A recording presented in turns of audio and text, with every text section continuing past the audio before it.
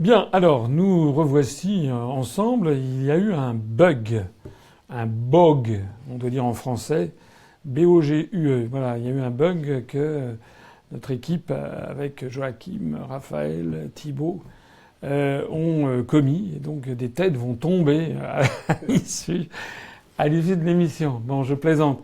J'espère que ça ne vous a pas trop embêté, que vous avez pu aller voir quel était le résultat du match de foot, ou d'aller suivre, et de revenir. Alors maintenant, question suivante. Question suivante. Je regarde quand même, on en est à 21 274 adhérents. On avait commencé à 227. Donc si je compte bien, ça fait quand même 47 adhérents depuis le début de cette émission que l'on va poursuivre au-delà des 23 heures pour tenir compte justement de cette interruption indépendante de notre volonté, comme on disait à l'ORTF en 1964. Donc, question de Julien Brard. Bonsoir, monsieur Asselineau. Que pensez-vous de l'Union pour la Méditerranée ? Alors, l'Union pour la Méditerranée, c'était un projet qui avait été lancé sous Sarkozy, avec l'aide d'Henri Guénaud, pour essayer un petit peu de sauver un peu l'influence de la France vis-à-vis des pays du sud de la Méditerranée, et surtout pour prendre en compte la réalité. La réalité, c'est que les intérêts de la France sont très orientés vers le sud. Nous avons des liens avec le Maroc, avec l'Algérie, avec la Tunisie, avec l'Égypte, avec l'ensemble des pays du Maghreb et du Machrek qui sont, et puis bien entendu le Liban, la Syrie, Israël, la Turquie, enfin bref, tous ces pays autour de Mare Nostrum, notre mer, la Méditerranée, au milieu des terres, qui sont fondamentaux. Ça n'est pas tellement, la Méditerranée n'intéresse pas énormément la Suède, le Danemark, les pays baltes, l'Allemagne, voilà, le Royaume-Uni, qui sont des pays fascinés un petit peu en tant que grande puissance, mais et ce ne sont pas des pays riverains. Donc, du temps de Nicolas Sarkozy et d'Henri Guénaud, il avait été décidé de lancer ce truc pour avoir une espèce de contrepoids à l'influence grandissante de l'Allemagne en Europe, favorisée par l'élargissement à l'Est, puisque désormais, avec l'élargissement à l'Est, l'Allemagne se retrouve au barycentre géographique de l'Union européenne. En gros, alors je n'ai pas suivi, pour être honnête, dans tous les détails, ce qui s'est passé avec l'Union pour la Méditerranée, mais en gros, ça a fait pchit, voilà, comme aurait dit Chirac à la grande époque. C'est-à-dire qu'en fait, on ne peut pas courir plusieurs lièvres à la fois. Voilà. On ne peut pas à la fois prétendre que l'on construit l'Union européenne, qui est, je le dis et je le répète, et je le répéterai toujours, même si ça ne plaît pas, qui en fait est fondée sur une conception non seulement continentale, mais racialiste du monde. Il s'agit d'un apartheid planétaire qui ne dit pas son nom. On dit aux Marseillais qu'ils doivent fusionner avec des Lettons et des Baltes, alors que Marseille est à 800 km de Bizerte en Tunisie ou de Constantine en Algérie. Ça ne tient pas debout, et c'est pourtant la politique officiellement suivie. Alors, comme ça ne tenait pas debout, Sarkozy avait essayé de trouver un pis-aller, mais ça ne marche pas. On ne peut pas vouloir une chose et son contraire. Bon, moi, je crois que tout ça est resté un petit peu, il se passe pas grand-chose. Quand on sera sorti de l'Union européenne, moi j'ai décidé, je l'ai déjà dit et redit, on fera une grande relance des relations de la France avec le reste, l'ensemble des pays du monde, mais aussi, et en plus, et en particulier, avec les pays de la francophonie. Avec les pays de la francophonie, parce que nous avons des intérêts communs. Il ne s'agit pas de rebâtir une je ne sais quelle France-Afrique. Il s'agit d'avoir une vision pour le 3e millénaire, du moins pour le 21e siècle, de pays qui ont en commun tellement de choses. La langue, l'histoire, avec les vicissitudes, c'est un fait, mais aussi avec les amitiés, les affections, les amours, les camaraderies, les flux migratoires, touristiques, commerciaux, culturels, universitaires, etc., qui sont engendrés par l'appartenance à une même communauté linguistique et d'histoire. Donc c'est ça qu'il faudra faire. Et puis l'Union pour la Méditerranée, elle tombera d'elle-même, comme l'Union européenne. Tout ça, ça appartiendra aux vieilles lunes qui ont été lancées dans un monde finissant. Question de Dims. Monsieur Asselineau, quel regard portez-vous sur l'idée d'encadrement par l'État de de la commercialisation du cannabis thérapeutique et ou récréatif. À voir les chiffres aux USA, ça donne à réfléchir. Merci. Je n'ai pas de choses très extraordinaires à dire sur ce sujet, dans la mesure où je me suis déjà exprimé et où j'ai dit que je pense que si les Français le souhaitent, ils pourront éventuellement faire un référendum sur la légalisation ou pas du cannabis. Voilà. À titre tout à fait personnel, je n'y suis pas favorable parce que je connais les avantages et les inconvénients. Enfin, je crois avoir lu les avantages et les inconvénients. Comme toute chose en ce bas monde, il y a des avantages et des inconvénients à tout système. Je comprends bien l'avantage qu'il y a à la légalisation du cannabis pour faire diminuer notamment tous les trafics, tout ce qui va avec, la violence, etc., les extorsions de fonds, tout ça c'est vrai.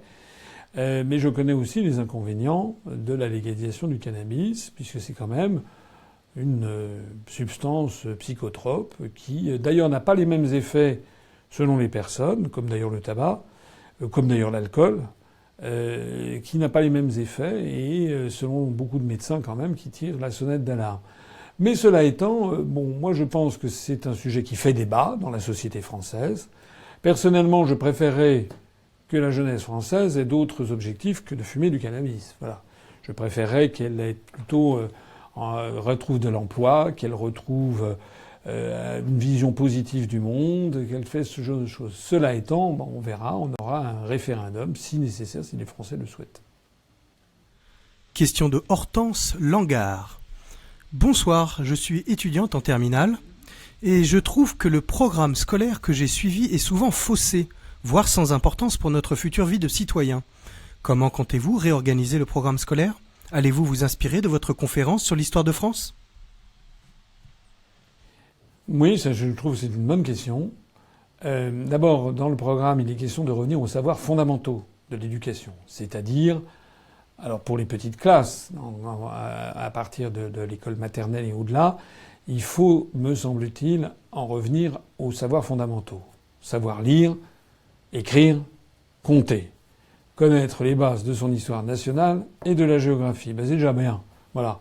C'est déjà très bien. Parce que les innovations pédagogiques qui ont été prises dans de nombreux domaines, il y en a, je comprends, bien sûr. Mais il ne faut pas perdre de vue aussi l'essentiel. J'ai déjà eu l'occasion de le dire plusieurs fois, j'y reviens. Il y a actuellement, d'après les statistiques, au moment de l'entrée en sixième, il paraît qu'il y a 40% des classes d'âge qui ont des difficultés à lire et à écrire. Ça n'est pas acceptable. Point barre. Parce que si on a dégradé l'école de la République, au bout du compte, ceux qui sont les perdants, eh bien, ce sont les enfants des catégories sociales défavorisées. Voilà la réalité. Normalement, dans l'école de la République, avec ses exigences, eh bien, ce sont les enfants, tous les enfants sont mis sur le même pied, et l'école républicaine tire tout le monde vers le haut. Si ça n'est pas ce qui se passe, ce sont les enfants des catégories sociales les plus aisées qui bénéficient dans leur environnement familial d'atouts dont ne bénéficient pas leurs camarades qui ont moins de chance. Et au bout du compte, eh bien, ça se traduit ensuite dans une espèce de pétrification de la société et de reproduction des catégories sociales dominantes. Je crois l'avoir déjà dit, je le redis. De mémoire, je crois qu'à l'école polytechnique dans les années 50, il y avait 32% de fils d'ouvriers. Maintenant, je crois que c'est tombé en dessous de 5%. Voilà. Et on pourrait dire ça dans de nombreuses professions. Et ça n'est pas bien, ça n'est pas normal. Moi, je suis en faveur de l'élitisme républicain, de l'école au mérite. Je le dis d'autant plus que c'est comme ça que, personnellement, j'ai atteint le plus haut niveau de l'administration française grâce au fait que moi, mes arrière-grands-parents étaient des pauvres gens. Et puis mes grands-parents étaient des employés. Et puis mon père a été le premier de la famille à bénéficier d'avoir été poussé par des professeurs, des instituteurs de la République, le premier de la famille à avoir eu son bac, le premier de la famille à avoir réussi une grande école d'ingénieurs, l'école centrale de Paris, etc. Donc je suis tout à fait républicain dans ce sens. Je pense donc qu'il faut revenir à ces savoirs fondamentaux, écarter toute une série de trucs à la mode, comment dirais-je, de tentatives pédagogiques hasardeuses, laisser d'ailleurs aux professeurs, aux instituteurs, aux professeurs des écoles une liberté, une plus grande de latitude pour mettre en œuvre ce qui marche, parce que bien souvent, les professeurs ou les professeurs des écoles sont les premiers à s'arracher les cheveux quand ils voient ce qu'on les oblige à dire ou à faire, parce qu'ils sont au contact avec les élèves, et avec un certain nombre d'années, ils savent très bien ce qui marche et ce qui ne marche pas. J'ai dit également, je redis, que je pense qu'il est c'est bête que d'envoyer des jeunes instituteurs, enfin des jeunes professeurs des écoles ou des jeunes professeurs dans des quartiers difficiles. Je pense que c'est le contraire qui devrait être fait. Je pense que ce sont des professeurs chevronnés, des professeurs des écoles ayant beaucoup d'expérience, qui devraient être envoyés dans des quartiers difficiles, avec au passage, en contrepartie, des primes très significatives, mais vraiment substantiellement significatives, des primes salariales, en contrepartie du fait qu'ils accepteraient d'aller dans ces quartiers, parce que je pense qu'il faut avoir de l'expérience aussi pour pouvoir faire régner l'autorité dans des quartiers où parfois, il y a beaucoup de nationalités diverses et variées, où on n'est pas forcément élevé dans un milieu familial propice à l'enseignement, et pourtant il le faut. Il faut faire preuve d'exigence. Il faut avoir aussi un grand respect de l'enseignant, et on ne doit pas tolérer tout ce qui met en cause, si peu que ce soit, l'irrespect à l'égard de l'enseignant. Un enseignant, ça doit être quelqu'un de sacré à partir du moment où il est en classe, parce que c'est pas sa personne qui est en cause, c'est l'institution, et c'est l'idée même du savoir. Voilà, ça c'est mon côté un peu confucéen, comme j'ai vu ce qui se passe en Chine, à Taïwan, en Corée, au Japon aujourd'hui. Les écritures de ces pays, le chinois, le japonais sont les écritures les plus compliquées du monde, très longues à apprendre. On y met 10 ans, 12 ans pour savoir lire et écrire le chinois ou le japonais. Et pourtant, actuellement, il y a 97-98% des élèves qui sortent sachant lire et écrire en Chine. Au Japon, ça doit être 99%, ce qui veut donc bien dire qu'il y a des enseignements à tirer de ce côté-là. La question de l'internaute, elle est peut-être un petit peu au-delà, notamment en ce qui concerne l'enseignement de l'histoire. Sur l'enseignement de l'histoire, là aussi, il y a beaucoup d'idéologie qui s'est introduite. Moi, quand j'étais jeune, quand j'étais au lycée, il y avait un principe qui existait à l'époque qui me paraît un principe excellent, c'est qu'on ne doit pas enseigner l'histoire la plus récente. L'enseignement de l'histoire doit se terminer, disons, 30 ou 40 ans avant la période contemporaine. J'estime par exemple qu'actuellement, il n'appartient pas à l'école ni au lycée de donner des cours d'histoire qui iraient, disons, au-delà, par exemple, du traité de Rome. Voilà, on pourrait aller jusqu'au traité de Rome qui lance la construction européenne, et puis ça s'arrêterait là. Voilà.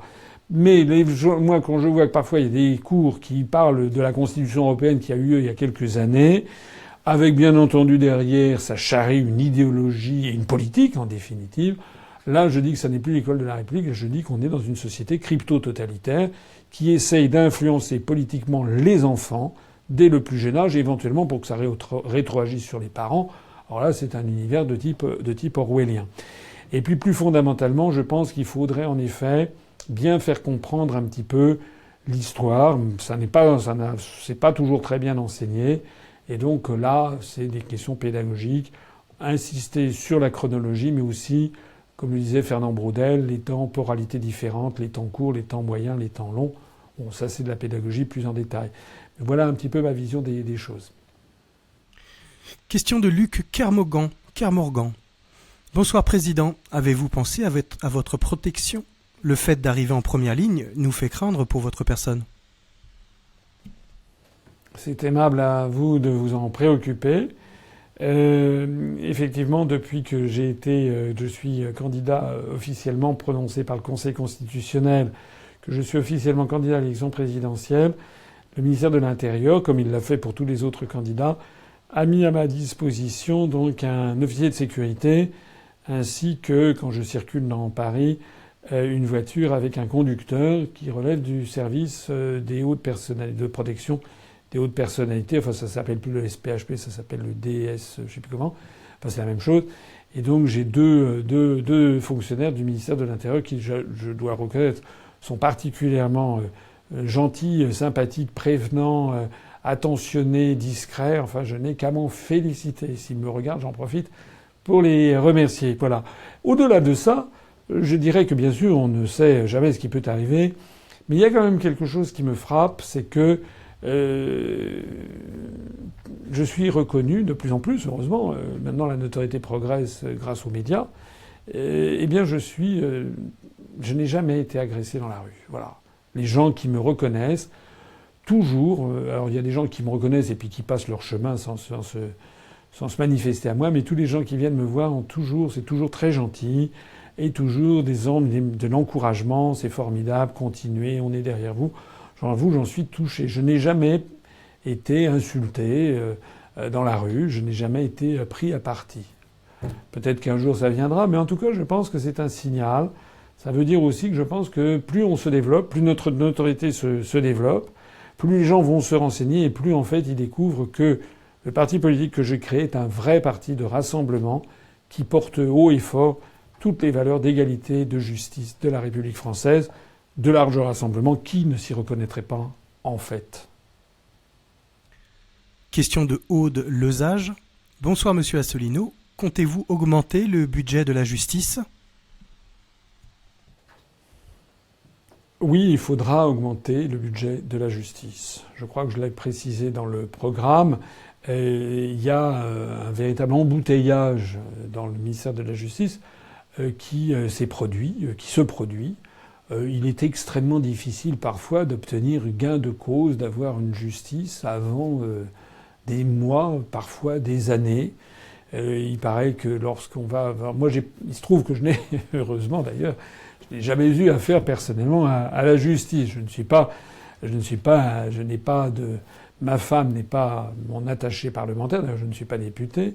Je n'ai pas eu de recours et été interrogé par la brigade financière de je ne sais pas où. Enfin bref, je ne suis pas non plus un assassin, un tueur en série, etc. Donc je n'ai pas eu personnellement affaire à la justice. Mais de ce que je crois savoir, il y a effectivement parfois un embouteillage inimaginable avec des juges d'instruction qui croulent sous les dossiers. Il y a certainement à améliorer le fonctionnement de la justice et ça passe par un peu plus de moyens pour désengorger la justice. Il y a bien d'autres choses à faire en matière de justice, soit dit en passant, mais notamment une meilleure correspondance du prononcé des peines et de la réalité des peines, parce que moi j'ai découvert un petit peu éberlué qu'il y a beaucoup de peines, en fait, quand des peines sont prononcées, bien peu sont en fait exécutés. C'est une chose qui m'a un peu surpris. Puisque je ne suis pas un spécialiste de ces questions, moi j'estime qu'il devrait y avoir... Alors je comprends qu'il puisse y avoir des remises de peine, ça je comprends ces choses-là, mais de là à ce que par exemple quelqu'un qui est condamné à de la prison, finalement il n'en fasse jamais, même si c'est de la prison ferme, ça je savais pas. Et à ce moment-là, soit on condamne quelqu'un à la prison ferme, et à ce moment-là il faut qu'il fasse de la prison ferme, soit on ne le condamne pas. Mais l'idée que quelqu'un fasse de la prison ferme, puis en fait il n'en fait jamais, qu'on trouve des espèces de jours amendes et tout ça, ça me paraît des choses qui sont quand même éminemment contestables quant à l'autorité même de la chose jugée. Voilà. Mais pour répondre à la question directe, je pense qu'il faut qu'il y ait effectivement une augmentation du budget de la justice, qui d'ailleurs, soit dit en passant, n'est pas un très gros budget dans l'État. Question de Signé Furax. Bonsoir Monsieur Asselineau. Vous avez parlé de renationaliser les autoroutes. Seront-elles payantes ? Alors, les autoroutes, elles sont de la propriété de l'État. Quand je disais renationaliser, c'était la gestion. Il y a la différence entre la propriété matérielle du truc et la gestion de l'autoroute, c'est-à-dire l'entretien, les péages, etc. Bon, comme vous le savez sans doute, cette gestion a été en partie vendue sous le gouvernement de Dominique de Villepin notamment, en particulier à Vinci pour une durée qui dure, je sais plus, jusqu'en 2030 ou 2040, je me rappelle plus. Et ça a été vendu par Villepin à vil prix, si j'ose dire, puisque ça a été, je crois, pour quelque chose comme 17 milliards d'euros. Et en définitive, il paraît que les résultats ont été d'ores et déjà. Vinci fait beaucoup d'argent avec ça. Et il est contrainte, d'ailleurs, le cahier des charges, il faut, si je crois savoir, mais je ne suis pas une encyclopédie dans tous les domaines, mais de ce que je crois savoir, il faut de temps en temps que le ministère de l'Équipement, enfin de l'Environnement durable, surveille un petit peu, vérifie bien que le cahier des charges soit suivi des faits. Donc il faudra, moi je veux que l'on renationalise cette gestion, puisqu'il n'est pas normal que lorsque vous prenez une autoroute et que vous payez un péage, au bout du compte, il y a un très gros profit qui est fait par Vinci sur cette branche de son activité. Et au bout du compte, ça va servir des actionnaires, parmi lesquels ces gens très nécessiteux comme l'émir du Qatar, qui possède 4,9% du capital de Vinci, ou bien des grands fonds d'investissement, notamment, je crois, le fonds American Funds, un fonds d'investissement américain des fonctionnaires de l'État de Californie. Faut-il aller à rendre les autoroutes gratis? Je ne prendrai pas, je suis désolé, je ne fais pas de la comment dirais-je, je ne suis pas du style on rase gratis, etc. Je ne suis pas sûr qu'il faille aller vers rendre les autoroutes gratuites. Parce que finalement les Français, socialement, depuis maintenant un certain nombre d'années, on a été habitués à payer les autoroutes. Deuxièmement, parce que prendre une autoroute, c'est vrai que on roule plus vite, on dégage plus de gaz à effet de serre, c'est contraire à la lutte contre la pollution.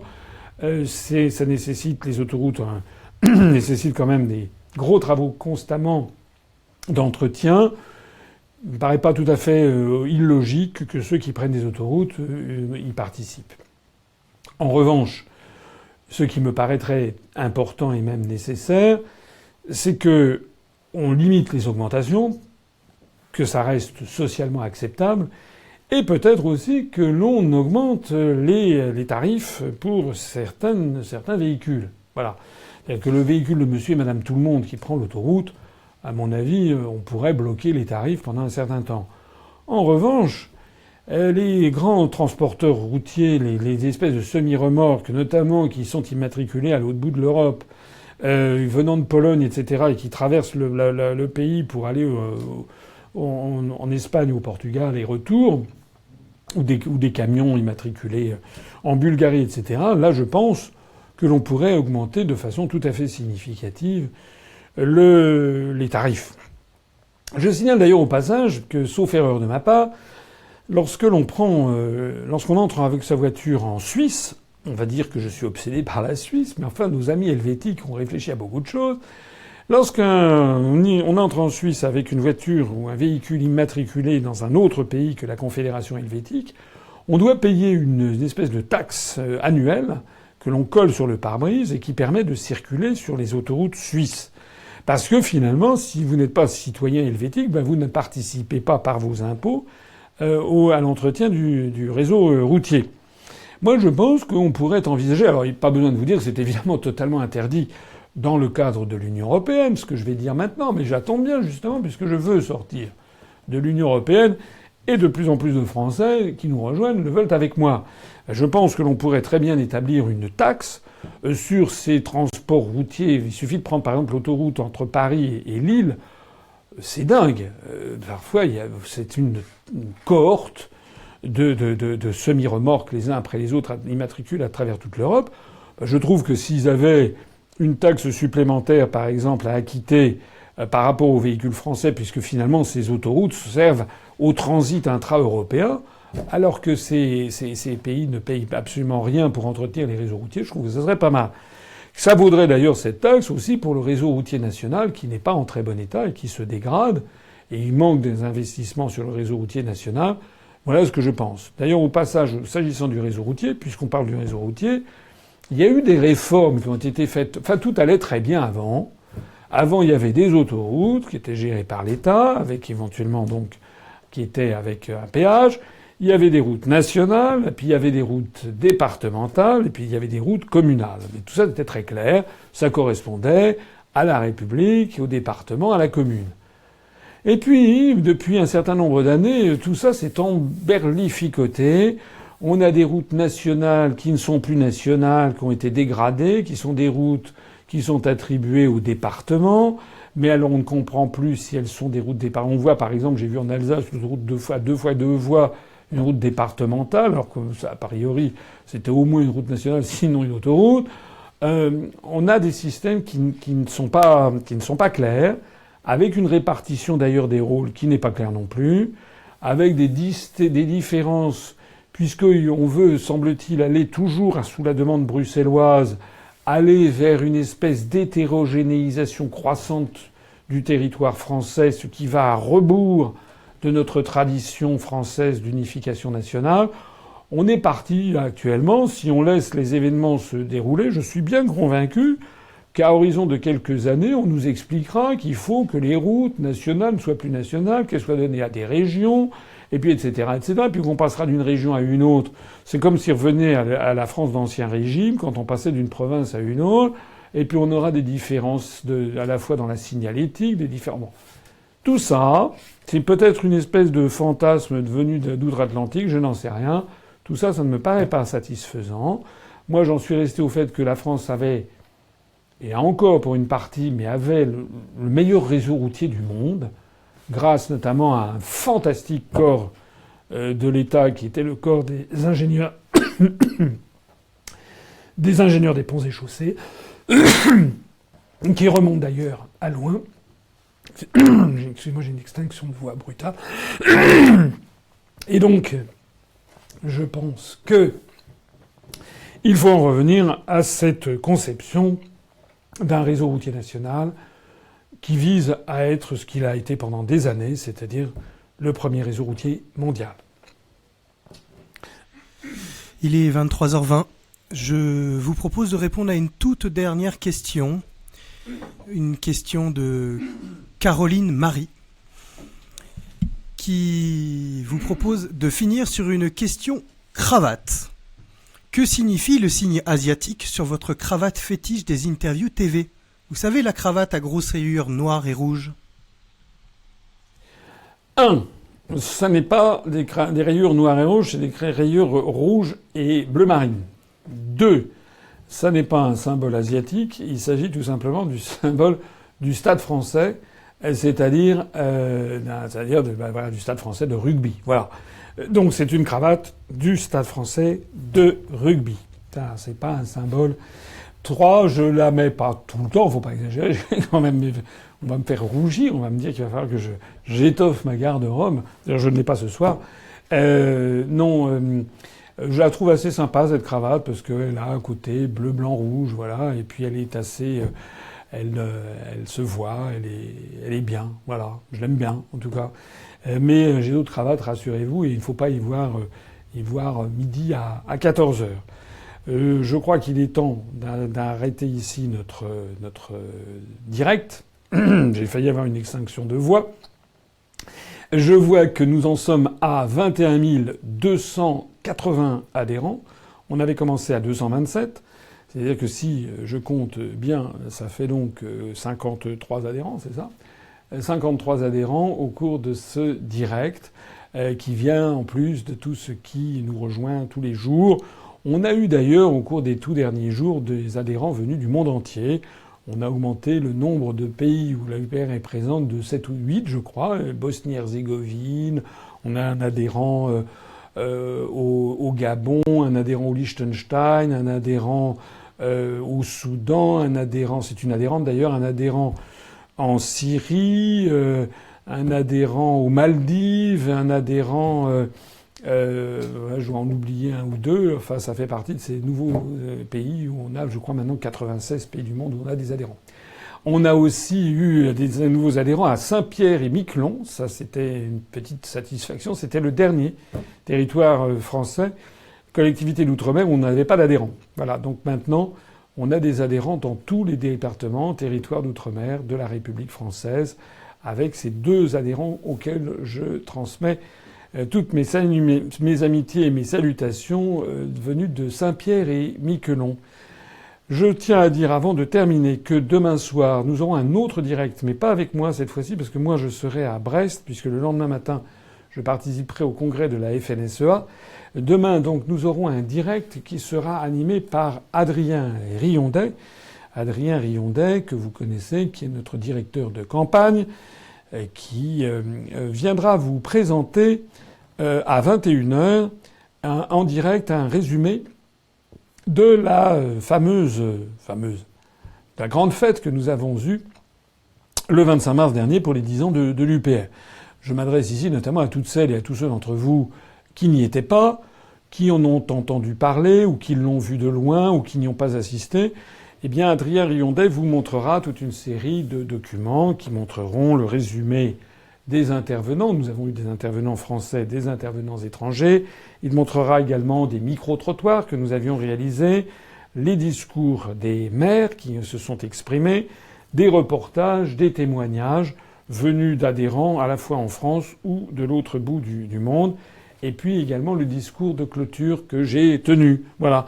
Donc Adrien vous parlera de tout ceci et vous montrera également que nous allons faire avec tous ces matériaux des petites vidéos qui, je pense, moi j'ai vu les prémices, c'est assez génial. Ça a été très très très bien réalisé, notamment par Joachim, Raphaël, Luc, et puis tous celles et tous ceux qui ont participé à cette organisation. On va faire, je pense, beaucoup de buzz avec ces questions. Voilà. Merci à toutes et à tous d'avoir assisté à ce direct. Il a été malheureusement un petit peu coupé pendant une dizaine de minutes par un problème informatique. En tout cas, j'espère que vous y avez trouvé de l'intérêt. Et pour ma part, je renouvellerai ce direct la semaine prochaine pour pouvoir de nouveau répondre à vos questions. Merci à toutes et à tous. N'oubliez pas d'adhérer à notre mouvement, de suivre ce fantastique mouvement qui nous pousse vers les sommets. Vive la République et vive la France. Retrouvez nos analyses, nos propositions, adhérez ou faites un don sur upr.fr. Retrouvez-nous aussi sur Facebook pour partager des idées et participer au direct. Twitter pour suivre les réactions de François Asselineau au jour le jour. YouTube pour ne rater aucune de nos vidéos. Pour nous aider à rétablir la démocratie, poussez-nous, abonnez-vous, partagez.